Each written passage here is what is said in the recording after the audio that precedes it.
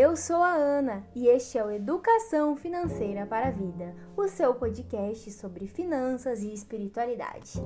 Oi, querido ouvinte, querida ouvinte, como você está?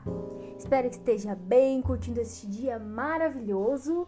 E para o nosso episódio de hoje, vou chamar mais uma vez o nosso membro permanente mais amado do Brasil, Augusto Martins. Olá, Ana Carolina, muito obrigado por esse convite caloroso. É sempre muito prazer, uma alegria estar contigo todos os dias. A você que está nos ouvindo, um bom dia, boa tarde, boa noite ou boa madrugada. Se está dirigindo, tome cuidado, por favor. Se está lavando louça, não deixe cair nem pratos, nem os talheres, nem os copos. E se você está limpando a casa, limpe direitinho. Muito obrigado por estar conosco neste projeto maravilhoso, Educação Financeira para a Vida. Augusto, olha, só para atualizar os nossos queridos ouvintes, né? Nós conseguimos chegar a mais de 1.000 reproduções. Nós pedimos e vocês atenderam e a gente está muito feliz com isso, né, Augusto? 1K! Gente, muito obrigado por participarem, por estarem sempre nos ouvindo. E saca só que eu gostei de uma novidade para vocês. Pois é, no episódio anterior, nós dissemos que haveria um sorteio chegando ao 1K. Exatamente. Pois no final deste episódio, nós vamos ter um lindo sorteio que preparamos para vocês com muito carinho. Maravilha, hein, gente? Então, fica até o final para saber como participar do sorteio, hein? Gente, olha só. Hoje é o quê? Feriadão, né? Por mais que tenha muita gente trabalhando no feriado por conta da nossa pandemia, eu espero que vocês estejam se cuidando, né? E hoje é o feriado da Independência do Brasil. Inspirados neste dia tão reflexivo, né? Tão bonito, nós iremos conversar sobre o que, Augusto? O quê? Sobre independência, né? Independência financeira. Muito bom, muito bem. Gente, olha só, a gente precisa entender por que é feriado, né? É verdade. Então, independência, o que é a independência do Brasil? Então, dia 7 de setembro de 1822, o Dom Pedro proclamou, entre aspas, a independência do Brasil, né? Lá nas margens do rio Ipiranga, como aparece naquelas imagens dos livros, né? Ah, sim, como eu vi na novela. Na novela que repetiu, né? Enfim. Então, gente, mas o Brasil é de fato independente? O que vocês acham que é ser independente, afinal? Essa parte histórica para dizer o que de fato aconteceu, se foi no Rio, se não foi, se foi falado, não foi falado, todos esses detalhes, Augusto, nós deixamos para os nossos amigos historiadores, né? Lá onde eu estudei, no Ipiranga. No Ipiranga. Eu estudei na PUC, São Paulo. É mesmo, eu tinha esquecido isso. E ali tem um museu, né? O Museu do Grito do Ipiranga, famoso, né? Pois é.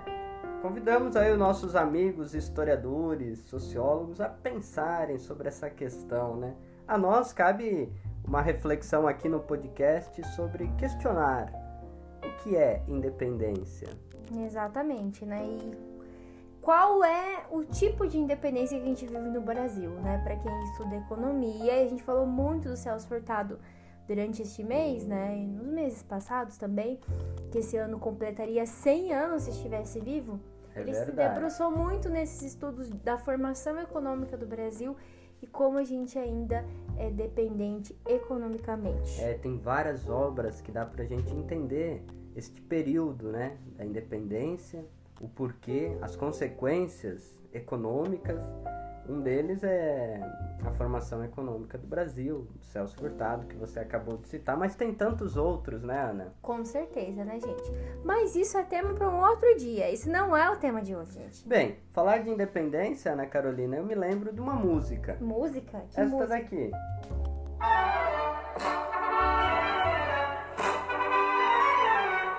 A música do japonês.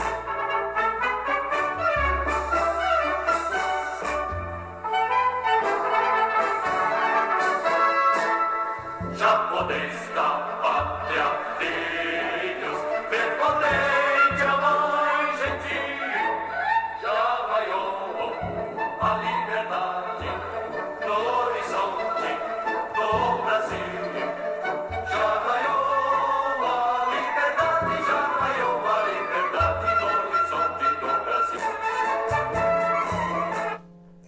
Ai, gente, desculpa, mas eu não resisto.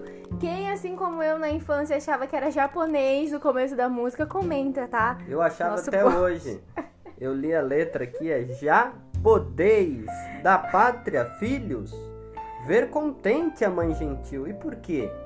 Estamos vendo a mãe gentil, a pátria, porque já raiou a liberdade no horizonte do Brasil. Fala sério, né, gente? Essa música é muito bonita, né? E um instrumental também, mas eu achava que era japonês quando eu era criança, tá? Comentem lá quem achava que também era, viu? Hashtag japonês. Hashtag japonês. Galera, estamos inspirados aqui pela nossa música. A gente já refletiu um pouquinho sobre a independência do Brasil, que não é nosso objetivo hoje. Nós vamos lá pra dimensão financeira. Então hoje, inspirado nesse feriado maravilhoso que nós estamos aqui curtindo, nós vamos falar sobre o que é independência financeira, né, Augusto? É verdade. Aí tem a ver o que é ser rico, né? Exatamente. Pessoal, nós temos que entender que dentro da educação financeira, né, dentro dos estudos da educação financeira, o que acontece? Antes da gente entender o que é independência financeira, a gente tem que entender o conceito de riqueza. Por que a gente trabalha com o conceito de independência financeira? Porque riqueza é uma coisa muito subjetiva. Quer ver só? Olha só. Vou perguntar para o Augusto agora. Augusto, o que é ser rico para você? E não é rico de saúde, de amor, de amizade. Tô falando agora de dinheiro mesmo. O que é ser rico para você, Augusto? De dinheiro. Olha, eu não sei, Ana. Não sabe? Não sabe. Gente, ele não sabe. Olha só, para pessoas que são milionárias, ser rico pode ser ter alguns bilhões, né? Que nem agora o CEO da Amazon aqui tem trilhões, né? Mas para uma pessoa que tem uma renda pequena, às vezes ganhar uma quantidade de dinheiro um pouquinho alta, não, Ana, se eu ganhasse 5 mil por mês, eu iria ser rico. Então, não existe um conceito de riqueza. Tanto é que isso é ainda um impasse, vamos chamar aqui, utilizado para aquela taxação de grandes fortunas. Porque aí, quando eles vão taxar, o que eles falam, né? O pessoal que faz as leis. Não, mas o que é grande fortuna? Quais são os parâmetros? Então, na educação financeira, definir riqueza também é complicado. Porque para alguém pode ser 1.000... 5 mil, para outro pode ser milhões, para quem ganha milhões, só quem ganha bilhões, entendeu? Eu tenho assim uma ideia, já desde a minha infância, de que um milionário, ele é um rico. Sim. Essa imagem que eu tenho na cabeça. Falar de rico é falar de milionário. Isso tem muito a ver, eu acho, com a nossa cultura, né? Por exemplo, os programas de televisão que dão milhões, Show do Milhão, Big Brother... Só que entre a classe dos milionários, tem os bilionários, os trilionários, então a gente vai perdendo um pouco o conceito, né? A noção de riqueza. A referência, né? A referência, né? Eu vejo assim, eu trabalho, ganho um salário mínimo, e aí tem outros profissionais, outras profissões que ganham 5, 6 salários, por 10 exemplo. salários... Então eu penso que isso é ser rico. Eu não me considero um rico nesse sentido financeiro, né? Entendi. E aí também tem outro ponto, né, Augusto? Porque aí você pode ganhar muito dinheiro, mas se você gastar também... É verdade. Como é que você vai... Por esse lado, eu me sinto muito feliz. Eu, portanto, não me considero um rico, mas eu me considero uma pessoa organizada financeiramente. Exatamente. E isso me dá muita alegria. Eu convivo com várias pessoas, né, empresários aí de sucesso na cidade de Cascavel, e eu vejo que tem pessoas que são ricas, mas também são muito endividadas. Exatamente. Essa é uma questão interessante, né, Ana? É uma questão muito interessante, porque daí você perde a referência. Por isso que na educação financeira a gente tem trabalhado com esse conceito de independência. Mas aí, Augusto, a gente para pensar o que é independência financeira. O que é ser independente financeiramente? Parece que ao dizer esse tema, independência financeira, é que a pessoa não vai ter que se esforçar mais para conseguir o dinheiro. E dá uma impressão, uma imagem assim que me vem na cabeça, a independência financeira é que a pessoa achou a galinha dos ovos de ouro, ou que ela tem uma árvore que dá dinheiro em casa. Entendi, muito bom, gente. Gostei da definição do Augusto. Mas, galera, chama atenção para vocês aqui que a independência financeira ela pode ter significados diferentes de pessoa para pessoa, entendeu? Dependendo do objetivo, dependendo da situação financeira que aquela pessoa tá também, entende?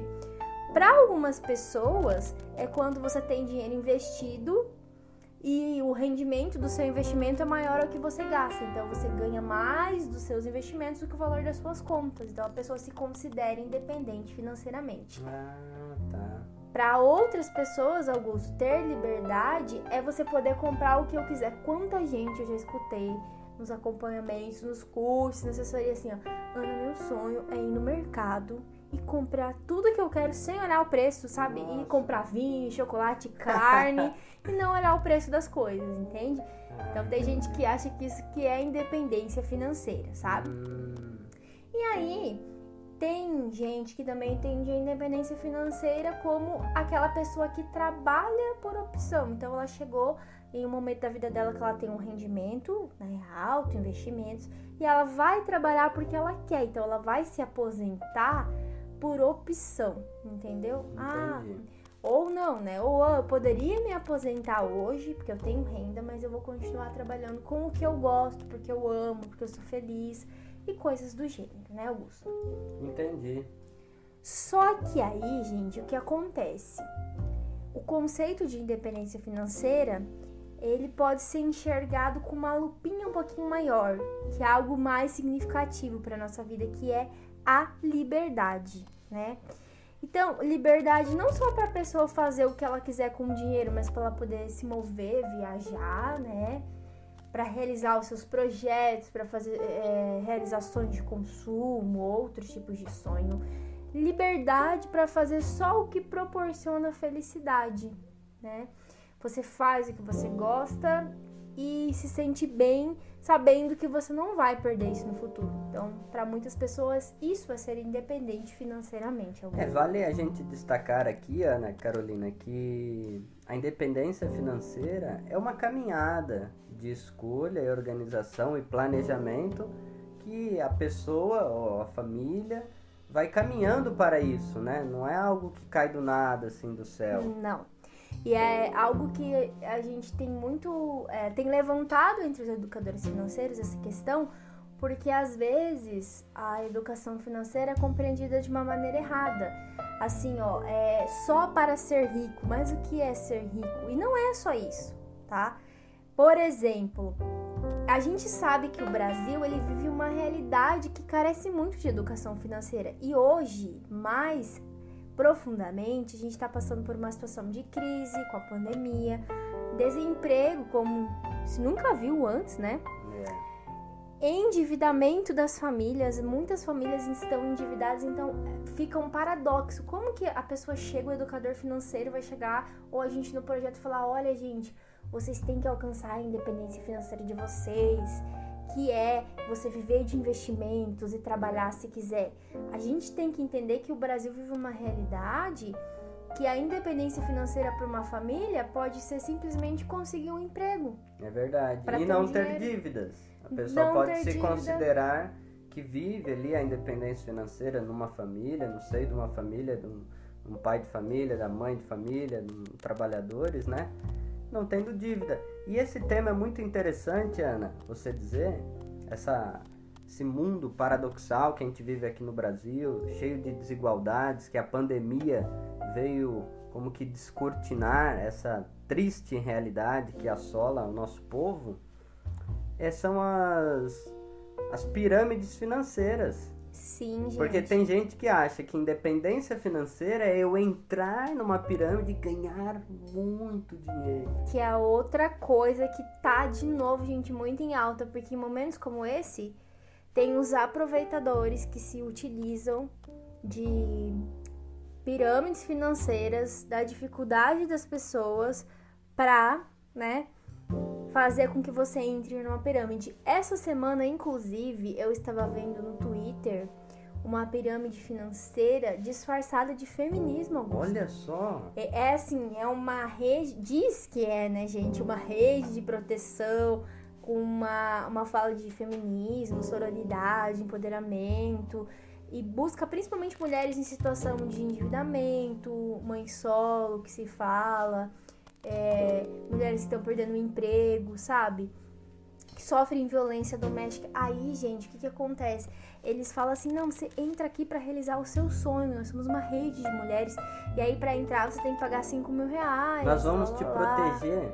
Sim, e aí você paga 5 mil, e daí você vai levar outras 2 e vai indo até você poder realizar o seu sonho, que você conta qual é, que é quando você alcança 40 mil reais. Nossa. Gente, olha, se isso não é uma pirâmide financeira, o que é? É o famoso lobo em pele de cordeiro, né? Então, olha, gente, como esse tema é interessante. Perigoso. Cuidado, hein? Esses dias também, você falou, me fez lembrar. Eu fui numa lojinha aqui do Barato e uma mulher falou assim: ah, tem uma pessoa que tá ganhando muito dinheiro. Aí eu falei: eu acho que como que ela falou? Investimentos nas bolsas, ações. Aí eu falei: olha, cuidado que assim como ganha, perde, né? E aí a Ana falou: olha, isso daí é uma pirâmide, porque posta foto de carrão, essas coisas. Falou pra mim que tem sorteio de BMW no Instagram, eu já fico, né? Então, aí eu já dei um cartãozinho da Ana, falei: olha, consultoria financeira, educação financeira, e ela estava com algumas dúvidas, né? Sobre previdência, né? Previdência.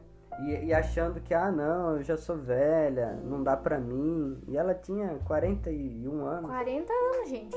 Nossa, fiquei assim pensando em tudo isso nessa semana, sabe? Então a gente tem a realidade de fome, que a pessoa que consegue comprar uma comida já se sente independente financeiramente. Tem a realidade das pirâmides e nós temos a realidade das pessoas que já têm uma vida organizada e que colocam como objetivo para si: não, eu quero que os meus investimentos me deem um retorno, para que eu trabalhe até X anos nessa profissão que eu escolhi e depois eu vá trabalhar em algo que me faça feliz ou vá viajar por aí, curtir o meu dinheiro, né? Então, nunca, gente, lembre-se, nunca a gente pode absolutizar um conceito. Então, tem diferentes realidades, tem diferentes definições. E por isso, Augusto, que é importante a gente entender que a educação financeira não tem como objetivo ensinar a enriquecer, não é a única finalidade. A gente não ensina assim a fórmula de conseguir R$1 milhão, não é isso, né? A gente vai mostrar para as pessoas o que realmente faz sentido para cada um, ou como sair de uma situação difícil a partir, né, de ensinamentos, de instruções, de acolhida, que é o que muitas famílias precisam agora. É verdade. E o educador financeiro, ele tira o tabu da sociedade, né? Assim como a reeducação alimentar, um educador físico, um nutricionista, ele vai nos ensinar valores. Quando a gente trabalha o tema educação financeira, igual esses outros profissionais, é para a pessoa ter uma vida digna. Exatamente. Uma vida saudável. Aí a gente pode dizer: mas o que é saudável para mim não é para você. Sim, mas cada pessoa, cada realidade tem um modelo de ser saudável, né? Se a pessoa ela come demais ali gordura, o que um nutricionista vai reeducar a alimentação dela? Vai dizer: olha, a gente precisa regular isso aqui, essas vitaminas, esses nutrientes. É um equilíbrio entre tudo, né? Então o educador financeiro, para além de uma mentalidade de enriquecer, de ganhar dinheiro, fórmula mágica, não. Vai oferecer um equilíbrio de vida para uma vida saudável. Que é o que a gente chama de bem-estar financeiro, né, gente? Porque, Augusto, tem algumas coisas que são primordiais. Por exemplo, ninguém que tem dívidas consegue ter um bem-estar financeiro. É verdade. Geralmente tem problemas, tem doenças psicossomáticas que a gente fala hoje em dia, né? E aí precisa da ajuda de um psicoterapeuta. Exatamente. Além do educador financeiro, precisa de um acompanhamento psicológico, né, gente? Isso é uma situação que a gente está enfrentando no Brasil, então nós temos muito trabalho pela frente. E sobre isso, vale a pena destacar que no nosso projeto nós temos uma vertente, né, vamos dizer assim, um viés da psicologia econômica, da economia comportamental. Você, né, tá fazendo e se aperfeiçoando nisso, nos estudos com a professora Vera Rita, da USP. E eu também na PUC do Paraná, em análise comportamental e clínica. Então, quando nós dizemos essas coisas para vocês, que existem profissionais que podem ajudar nesses casos, é porque a gente está se aperfeiçoando para dar um conteúdo para vocês de qualidade. Exatamente, né, pessoal? E também para quando a gente estiver fazendo os atendimentos no projeto, com os profissionais devidos para cada situação. Então, a gente precisa entender as diferentes realidades. No nosso projeto nós não vamos atender ninguém, então nós não somos psicólogos. Não vamos fazer terapia, não né? Não temos a função clínica, mas contamos com profissionais, amigos que estão, assim, em parceria conosco, né? Caminhando junto. Mas aí, gente, sem mais delongas agora, eu quero saber, Augusto, que a gente já falou muito sobre independência do Brasil, financeira. Agora eu quero saber, no campo espiritual, na espiritualidade, o que a gente pode aprender sobre independência, sobre liberdade financeira, e aí? Bem, sobre esse conceito, Ana, o que eu preparei aqui para nosso bate-papo com o pessoal são 3 coisas. A primeira é na relação da Santíssima Trindade. A Santíssima Trindade é um termo, né, que a teologia cristã cunhou para dizer sobre o Pai, o Filho e o Espírito Santo. Então, a teologia cristã, ela, falando dessa dinâmica das 3 pessoas divinas, sim, vai falar que elas se relacionam num tipo de relação chamada pericorética. Que é isso, Augusto? Pelo amor de Deus, explica pra nós. Que palavra louca, né? Estranha. É uma palavra grega, Ana, que significa uma interpenetração, uma doação de si mesmo. Peri quer dizer à volta e corém é conter, ou seja, uma doação mútua.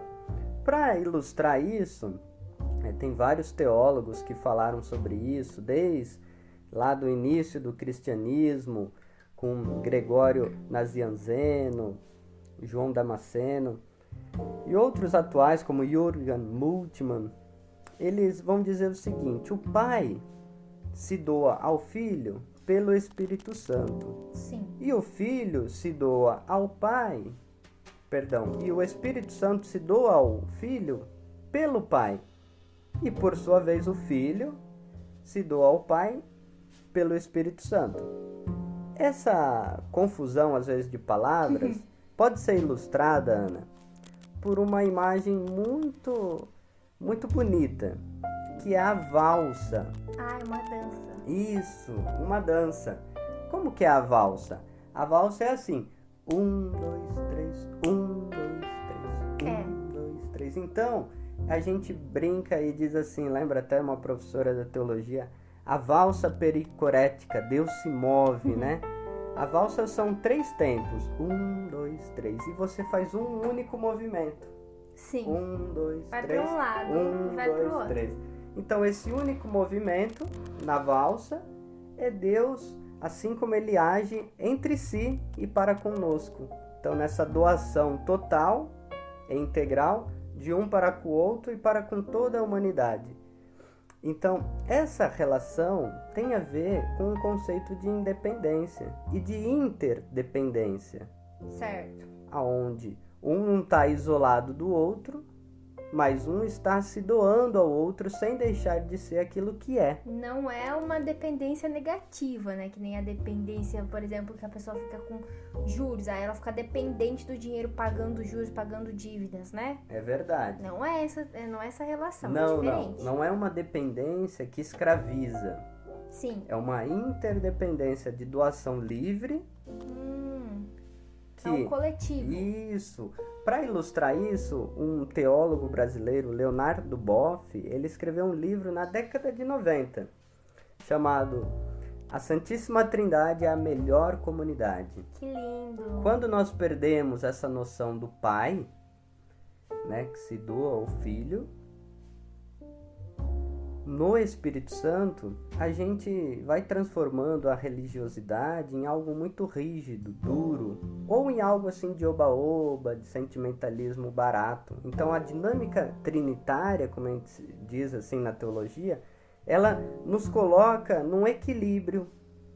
Nem só o Pai, na figura, né, paternal, mas nem só o Filho, nem só o Espírito Santo. Essa dinâmica de comunidade dos três. Estar interligado. Santo Agostinho, para ilustrar isso, para nos ajudar a entender, ele diz assim, que a Trindade poderia ser entendida como o Pai é o amante, o Filho é o amado e o Espírito Santo é o amor. Lindo, gostei. Já gostei dessa definição do Santo Agostinho. Eu vou pegar para mim já, de cabeceira. Gostei muito, Augusto. Pois é, Ana.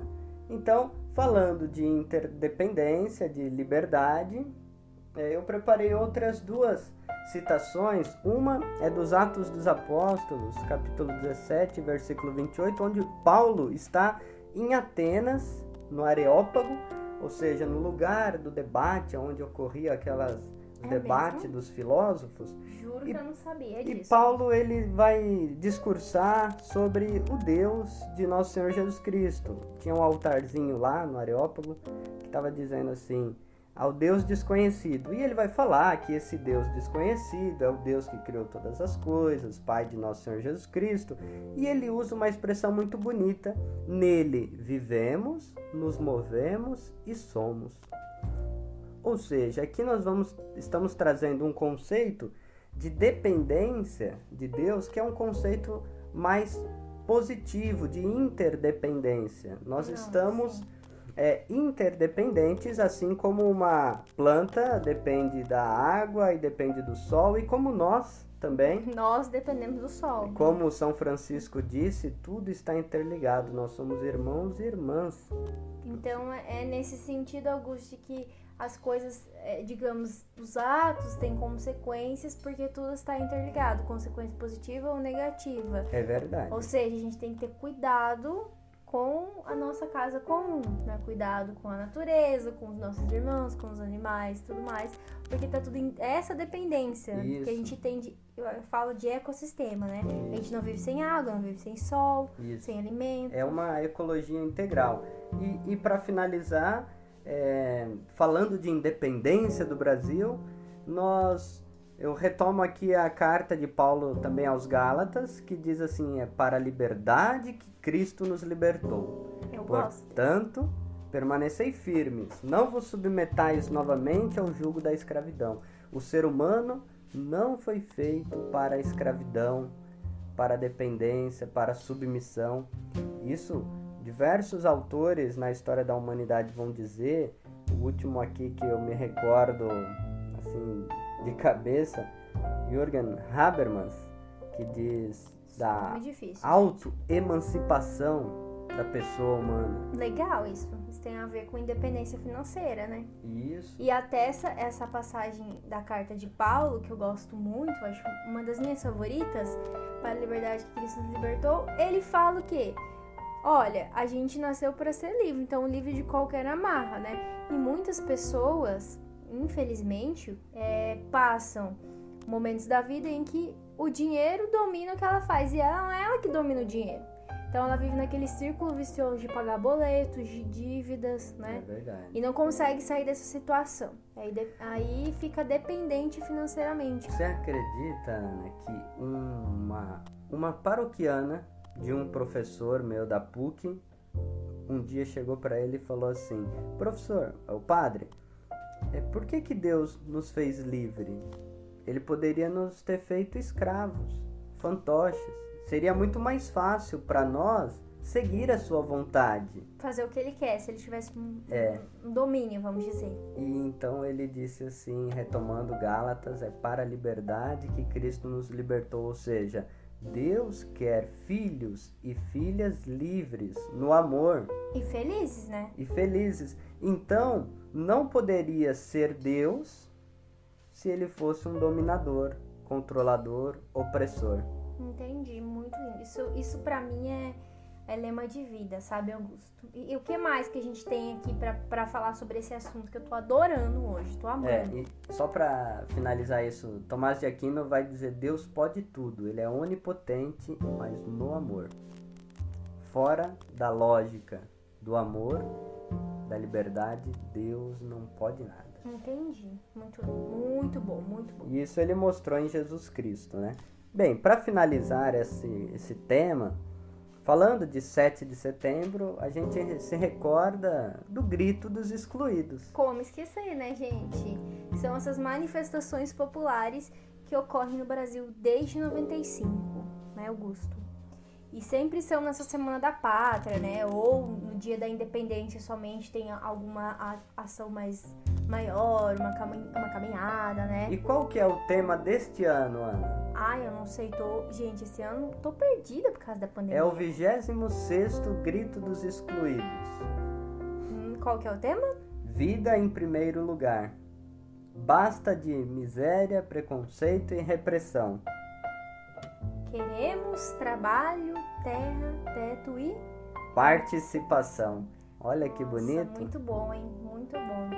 Tem muito a ver com busca por democracia, liberdade, independência, por um Brasil, um mundo mais justo, né, Augusto? Isso com certeza tem a ver. O Grito dos Excluídos, ele traz a temática da desigualdade para dizer para o mundo e para o Brasil: olha, a independência do Brasil, ela ainda está por vir.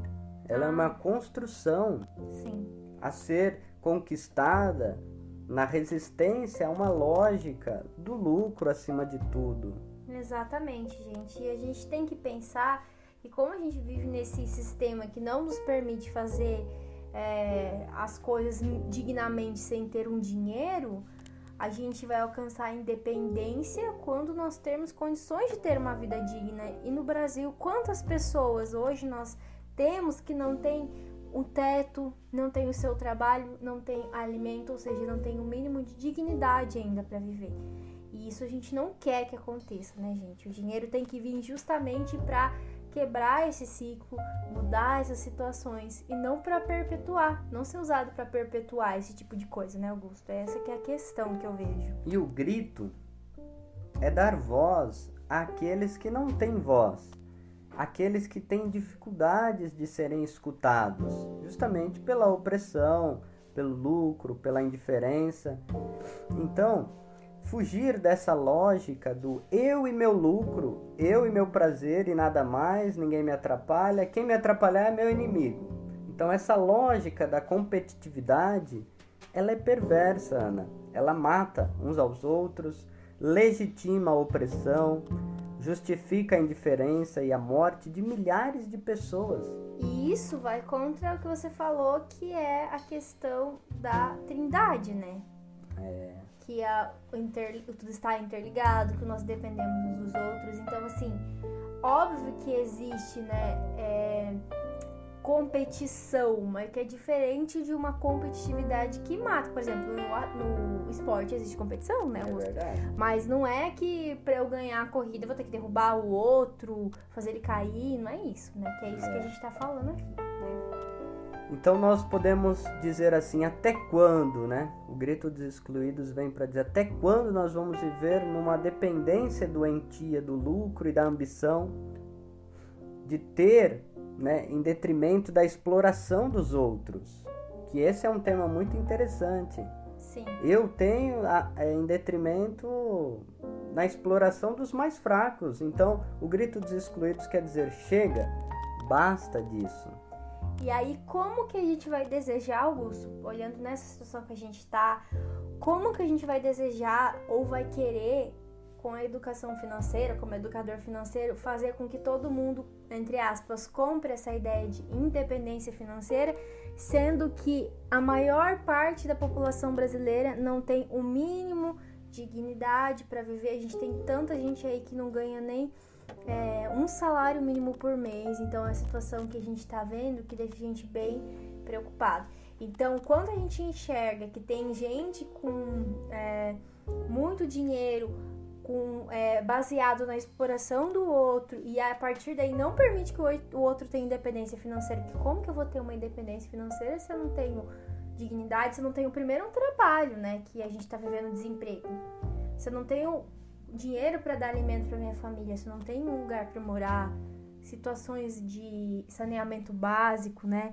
Também que a gente tem no Brasil muita gente que não tem acesso à água, saneamento, enfim. Então são questionamentos que a gente levanta, pessoal, justamente para repensar o que é a independência do Brasil, qual é o nosso papel como educador financeiro.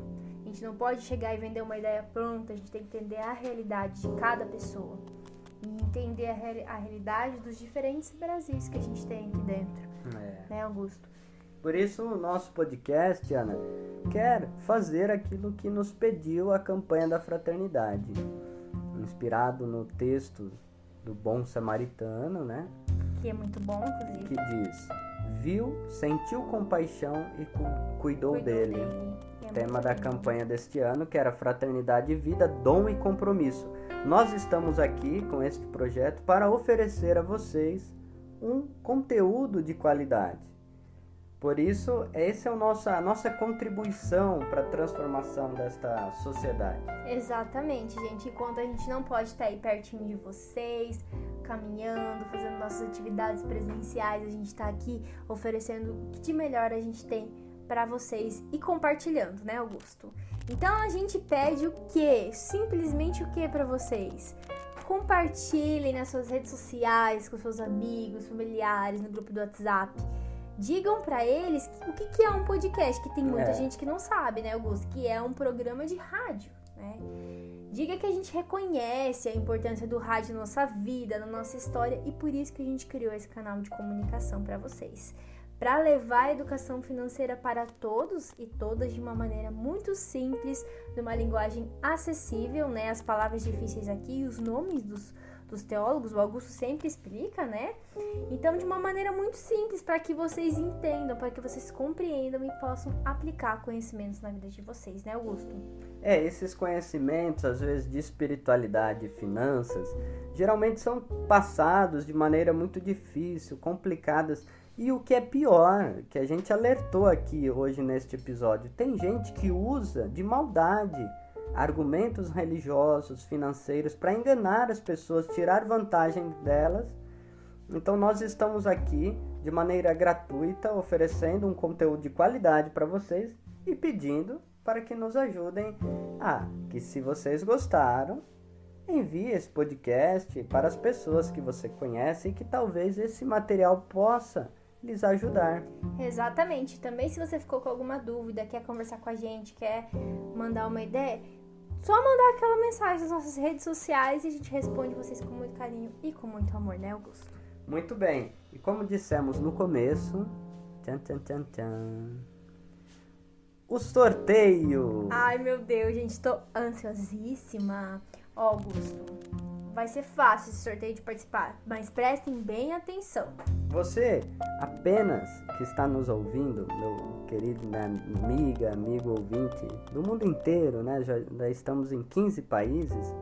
Você só terá que mandar um e-mail para o edufinvida@gmail.com. Exatamente, pessoal, igual as nossas redes sociais, o Face, o Instagram e o Twitter. Igualzinho, o user, @gmail.com. E aí você manda um e-mail: oi, gente, quero participar do sorteio. edufin, com N, vida@gmail.com.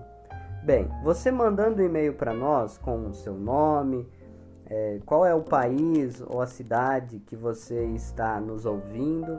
Você pode também ali nesse e-mail dizer qual é o episódio que você mais gostou até agora, o que você está achando. Ou o que você quer ouvir, qual assunto você gostaria que a gente falasse aqui. Como nós poderíamos melhorar mais. Exatamente, gente. Tudo isso vocês podem escrever no e-mail. E o prêmio, adivinha só o prêmio? Qual vai ser o prêmio, Augusto? Nós iremos pegar todos esses e-mails numa listagem, né?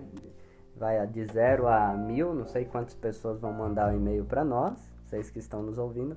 Vocês vão ter 2 semanas para fazer isso. que vai ser no dia 20 de setembro. Anota aí, 20 de setembro. Isso, porque geralmente a pessoa escuta um, escuta outro, então demora para ouvir, às vezes uma semana. Mas para dar para todos escutarem aqui no final do podcast, envie um e-mail edufinvida@gmail.com, faça os seus comentários, como eu disse, e você estará concorrendo uma consultoria financeira grátis de um dia. Com quem? Com a Ana Carolina, economista. Ai, gente, que legal. Ó, vocês querem ganhar uma consultoria exclusiva comigo? A gente vai conversar por vídeo, vai ser muito legal. Ou presencial, né? Se for alguém daqui, que a gente pode se encontrar, mantendo o distanciamento, claro. Com máscara e álcool em gel. Com certeza. Vocês querem concorrer a esse prêmio muito legal, gente? É pegar umas dicas aqui sobre a sua vida financeira. A gente vai ajudar ali a organizar o orçamento. Então, manda um e-mail pra gente, Augusto. Manda um e-mail lá, corre participar, que aí a gente pode ajudar você a enxergar a vida financeira de uma maneira diferente, por onde você nunca tinha pensado antes. E aí, se você aceita, corre lá e manda um e-mail pra gente. E antes que eu esqueça, tem um outro aviso, que o nosso sorteio da rifinha de papel ia ser hoje, às 9 horas, mas, devido à pandemia, a gente teve um pouco de dificuldade de pegar as rifas com o pessoal que ainda ficou. Então, a gente resolveu adiar para o dia 13/9. Exato. À noite, provavelmente às 9 da noite, a gente vai entrar ao vivo no Instagram para sortear a rifinha de papel. Beleza, pessoal? E lembre-se sempre: educação financeira é educação para a vida.